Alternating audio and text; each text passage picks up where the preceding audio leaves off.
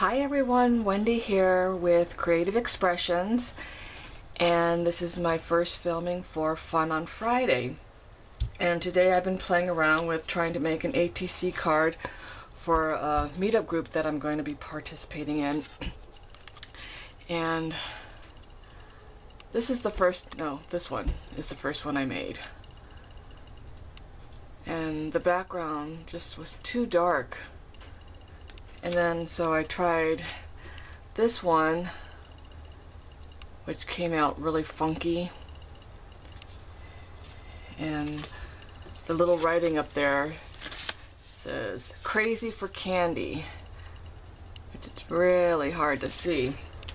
And then the third one I made, which is the one I'm going to be demonstrating, is this one, and I got this really funky background using a few different inks, and I embossed the ghost, and when I put the spray inks on, it almost kind of started glowing, which I thought was really cool.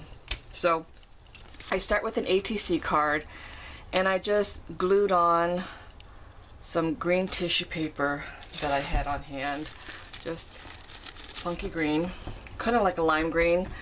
I used decoupage matte as my sealer, and then I'm just going to use Versamark and this Recollection Sparkle embossing powder to emboss. And if you haven't embossed before, it is a lot of fun. And where did my stamp go? Okay, here it is. Alright. Takes practice, and I had bought a Martha Stewart embossing ink, and I have to tell you, it sucks. It did not work for me. I could not get the powder to melt, and someone told me to use the Versamark, which I've had more success with, and I like it, so I will recommend that embossing ink over the Martha Stewart. Don't buy the Martha Stewart. You would waste your money. And then just sprinkle the embossing powder. And there are people who have these little sandbags of like cornstarch or something, and I don't have that stuff, and my ink did not dry all the way, so I have embossing powder in weird places right now. But let's continue on. You'll get the general idea. It will turn out much better when you're off camera. And it does get hot, so I take some long tweezers, and you just want to hold it steady until you see it kind of get clear and solid, and just keep moving to the different sections to emboss it.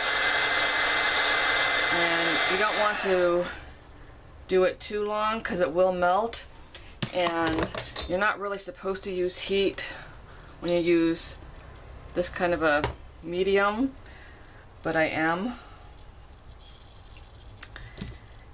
because I can. And so it's really hard to see the ghost right now, right? In fact, it hardly looks like I did anything. So here is where the magic happens.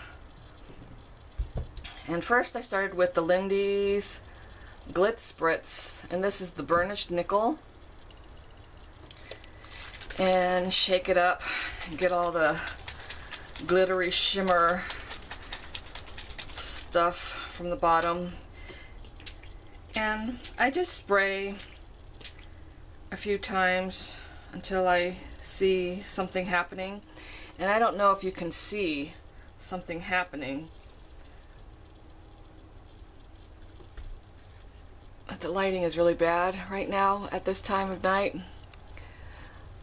But in person, the embossing powder acts as a resist, and so inks aren't really supposed to adhere from what I've learned. And I don't know if it's my background, but it shows the outline of the ghost. And then now I'm going to use the Heidi Swapp Tinsel Color Shine. And this might be a color they have discontinued because I got this on sale for a really good deal. And there's a little ball in there to help mix it up. So, and I give that a couple of squirts.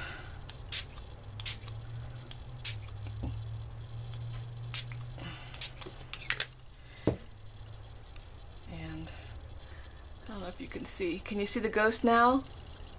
It happens almost magically, and it's pretty cool. And I don't know if anyone else has figured that out with embossing powders, but I've never really tested them that much. And this could be a fluke or something you already know, but I thought it was rather cool. And then I did use a little bit of the Dilutions Squeezed Orange ink. And this one I hold up a little higher because I want a very light mist. And I might have to do that a second time. I was trying to get more color up above to represent the sky. And then I'm using the After Midnight, which is a very deep dark purple. This is the one that I kind of thought was too dark. And it does react. And it's weird to see it happen. But now it looks like the ghost is really glowing. And I don't know if the camera can capture that or not. To see it happen in person was a little cool. And I just mop it up a little bit. And then you can keep spraying until you get the desired effect. You know, I don't know how much ink you like or don't like. And you can give this a little dry, or a little heat to dry it.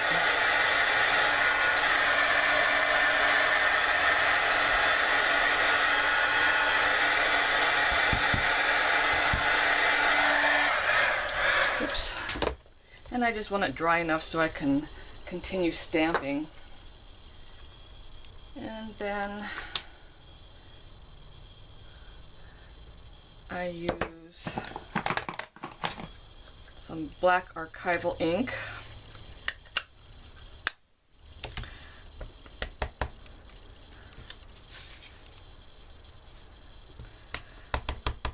To do the Boo from the Crew stamp, which comes from, I've done a few things with this set, and that's the Creepy Creatures from Close to My Heart. And I stamped this in the center.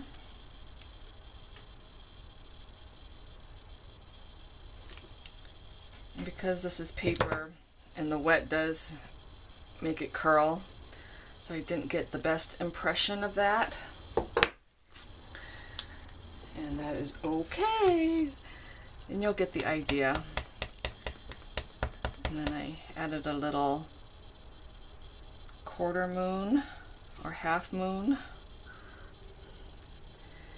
and some bats.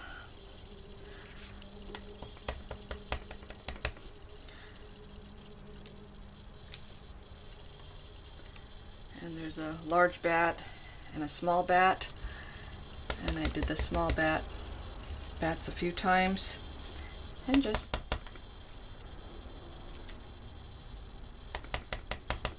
put them in different positions so it looks like they were flying, and I think I put them upside down, but that's okay. You'll get the idea, and if you're going to make one, you can certainly take your time. And to finish the card, I did do some doodles in the corner.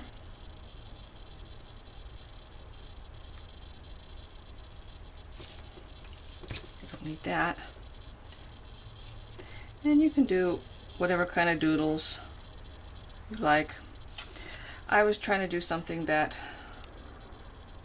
looked like wings, and because the tissue paper gives it a little bit of texture, the lines aren't perfectly straight, which I don't like perfectly straight anything. Probably a good reason why I don't become an architect. I'm not exact. And then there you go. So this is a card I think I'm gonna be doing for my meetup group. If you like it, let me know.